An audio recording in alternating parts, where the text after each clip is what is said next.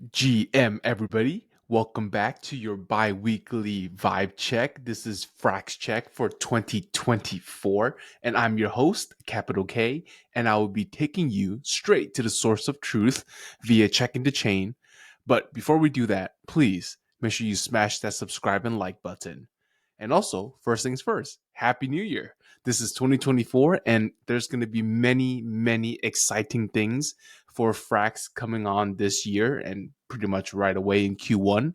And I will be right here every 2 weeks delivering you the data on all the happenings on chain. Well, first things first, we always got to kick it off with the stablecoin, the flagship product, the Frax stablecoin itself, which has been pretty much doing a whole lot of nothing at 649.5 million, pretty much since the last 2 months or month and a half, rather. So, nothing on here, moving on. Here we got to check the peg because again, the stable coin. So we look at the dashboard, we got as high as $1 and then as low as 0.998. We obviously cannot trust dashboard, so we got to head on over to the market and do a swap on 1 inch for 40 million frax, which gives us an exchange rate of 0.994. And here, note, we swapped it into USDC. And we also want to highlight here that I started at 100 million frax at the beginning of 2023 and then had to reduce it down to 80 and then 60 and now down to 40. But you will see why a little bit couple after.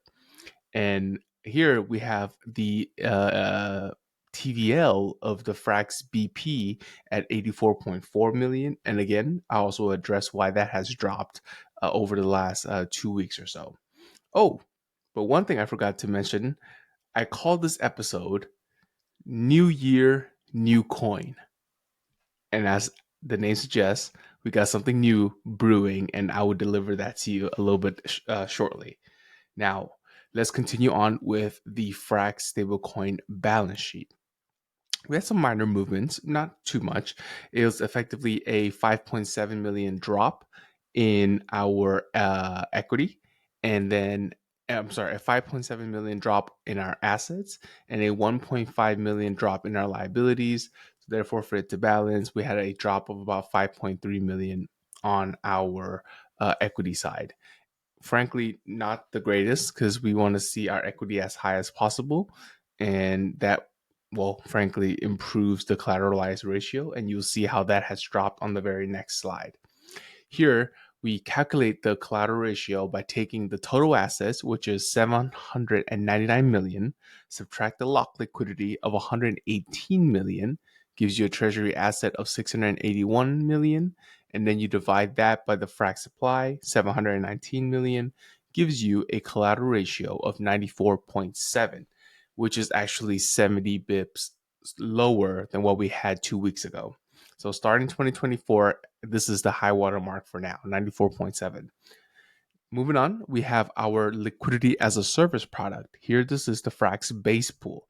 And as I mentioned earlier, we saw a pretty significant drop since 2 weeks ago. We were at 104 million. Now we're down to basically 84 million. And that is a 18% drop, almost 19% drop. And a large portion of this liquidity was effectively diverted to another pool, which we would discuss around the next slide.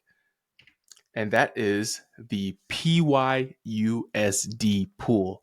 And here, like the name suggests, or as the name of the episode suggests, New Year, New Coin.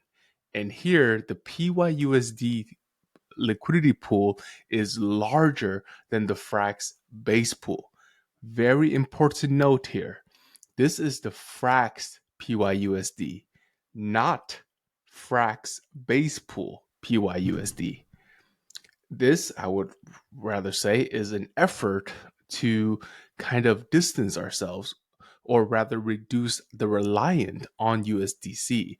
Now, clearly, PayPal PYUSD is, I would dare to say, almost a superior choice given its reach of users and actually having, basically, is the L2 money layer, right, for IRL spending and commerce and merchants and all of that stuff. So I think this is a really, really positive move. And you see here, Frax is super committed, putting in 110 million into the curve pool, and the remaining 25 million of PYUSD is just held in the treasury wallets. So that I think is huge news. New year, new coin, and that's what I have for you. Moving on, we have another product for Frax. This is the sFrax. Here we also had some great news. We saw a bump of 25% in the TVL. We were at 20 million, now we're at 25 million. This is the first time that sFrax actually increased in TVL since it first launched about, I think, 4 months ago. And we started at like 45 million TVL, and it just bled slowly down to a low of 20. And then 2 weeks ago, we had a nice bounce to 25. And with that bounce, we also brought in about 20 new sFrax holders. I believe we got to 176 sFrax holders on the last pod. So we saw a nice bump there as well.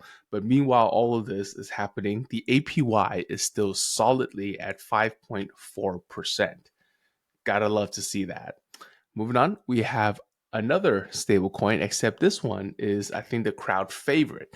This is the frxETH. And this is, I believe, the second time I've seen the frxETH growth rate go negative. And this is obviously from folks withdrawing. And now we see that this is 303,281 Frax ETH. Okay, guys. And where is all these 303,281 Frax ETH hanging out? Well, 72% of them is being earned is in the sFrax ETH vault, earning that native sweet yield. About 4% is in Frax ETH and ETH liquidity pool. 11% is in the frxETH WETH pool, and 4% in the frxETH sTETH pool. And the remaining balance is about 10%, and that is just hanging out in the ether. Okay, and that means the monetary premium for frxETH is 10%. People are willingly to hold frxETH outside of all of the yield farming and all this other stuff. And they're willing to hold frxETH and do other things with it, which obviously benefits everybody else that's in sFraxETH or in any of the liquidity pools for their boosted yields. Now, frxETH is still a stablecoin, right? So we got to check the peg. And here, again, I had to reduce the supply of frxETH that I normally swap, which is 3,500, down to 2,000 for me to get an exchange rate of 0.991. Now, what is odd is that the liquidity TVL size of 170 million didn't really change. It was 172 2 weeks ago. Now it's 170. Additionally, the imbalance of the pool also did not change. It was 75-25 2 weeks ago as well. So I'm kind of confused as to why we aren't able to execute our 3,500 size of frxETH ETH here. Perhaps one of you in the comment can kind of do some sleuthing and check it out for us. But anyways, moving on, we have our market share. And here I want to highlight a couple things. First, we've been holding steady at 2.5% market share for I don't even know how long now. We've just been pretty much stagnant here. And I think that kind of speaks to the whole LST market in general. That is just, there's not a lot of movement. And you kind of see that in the 30-day growth change, right? Lido only grew 26 basis points. Rocket Pool grew by 5.5%. And then we grew by 1.5%, which is honestly not the best. But a new challenger has arrived. We have Mantle Staked ETH coming in real hot with a 226% 30-day change. And they have 210,000 staked ETH, literally in fifth place, right behind frxETH. And it is scary. It is scary because they are coming out of nowhere in left field. And let me tell you, they are definitely posing a credible threat to overtake us for fourth place. Let me share with you why on the next slide. They are paying, this is Mantle Staked ETH, 10.25% APY. And from what I've heard, this is very cursory research and always do your own due diligence here. But what I heard is that they are effectively not subsidizing, but almost like boosting the ETH staking yield by diverting some of the yield that they earn from their own treasury ETH, staked ETH, and giving it to the users who stake ETH on their platform instead. So you're not earning a governance token, you're still earning native ETH yields, albeit from a different source. This is crazy. I think I'm not quite sure how long they can kind of keep this up, but you could see it here that they are offering 10%, whereas everybody else is offering, 3.8, 3.5, 3.4, and 2.9 over at Rocket Pool. So this is completely ludicrous that they're able to do this, and they're completely crushing the game. They have almost 500 million TVL, so I think we really, really got to address this some way, somehow. And then another thing that you want to look at least when you compare to like Steth and Rocket Pool, we are still way, way ahead. Because if you had basically staked with frxETH instead, you would have earned 43% more than you would have had if you had staked with rETH, and 26% more than you had with Steth. So either way, we're still beating out our current comps, but this new Mantle challenger is definitely one to be on the lookout for. All right, moving on, we have our last stable coin, and this is the F to the P to the I. And this coin particularly has been in the news a lot. And given that we perhaps maybe rolling this back into the family, back into the FXS family. So one thing I want to highlight here is that equity portion of 4.5 million.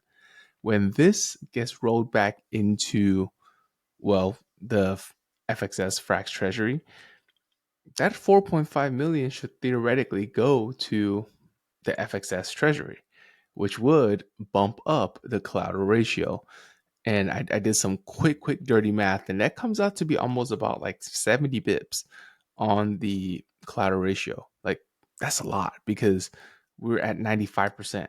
So having this, FPI's treasury equity boost gets us almost like 15% closer to the finishing line of 100% collateral ratio. So really, really good there. But anyways, let's cover FPI here. It has 84.5 million outstanding supply, tracking on a 3.1% annual inflation rate.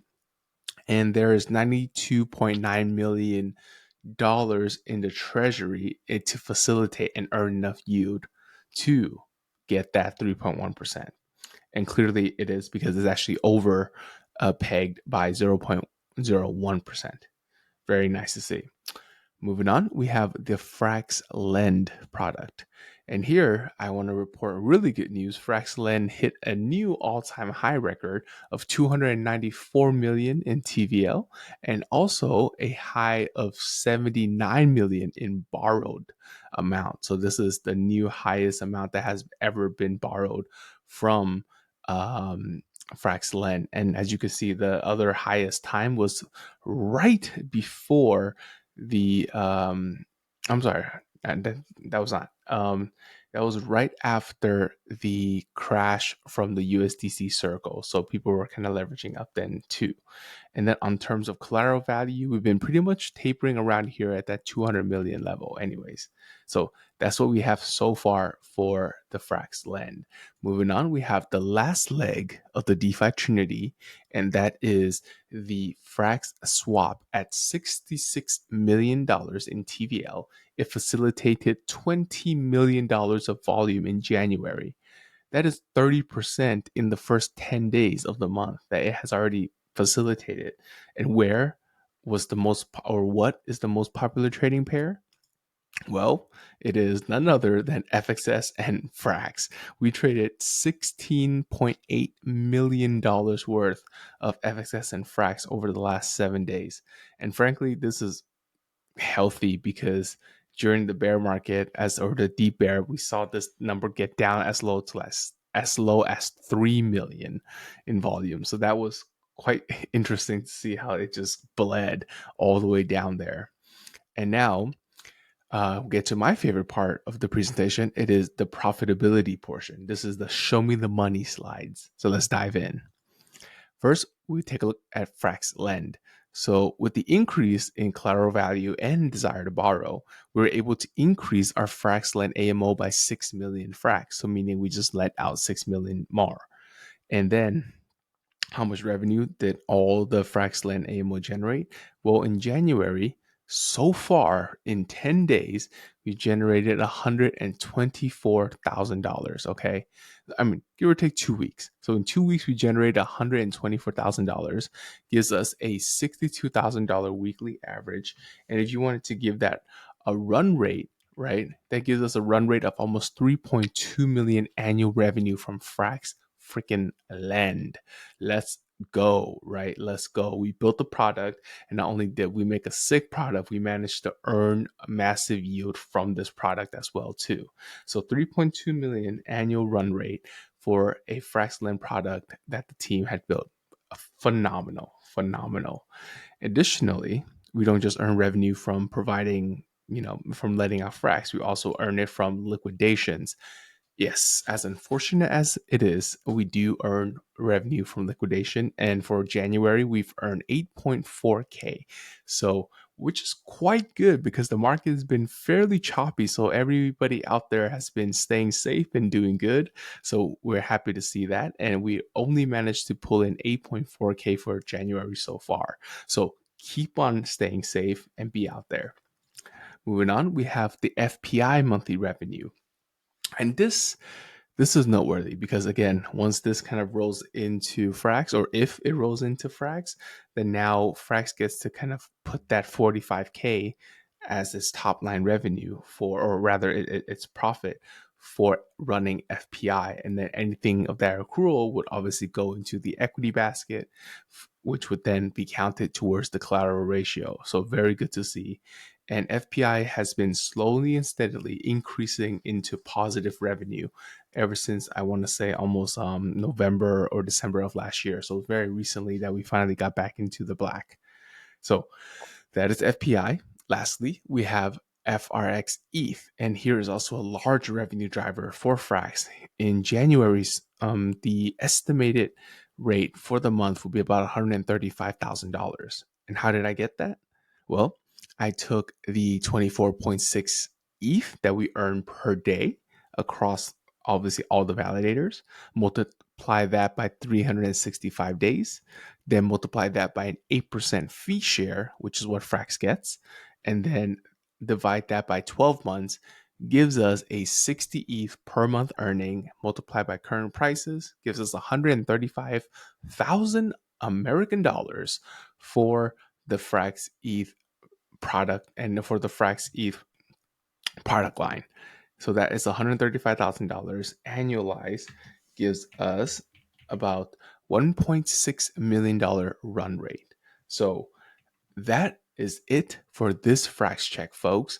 And if you want to keep on following up on everything happening on chain, make sure you smash that subscribe and like button. And you can follow me on Twitter at 0xcapital_K. And I want to wish you a happy new year and a phenomenal 2024. And I'll see you in 2 weeks. Peace.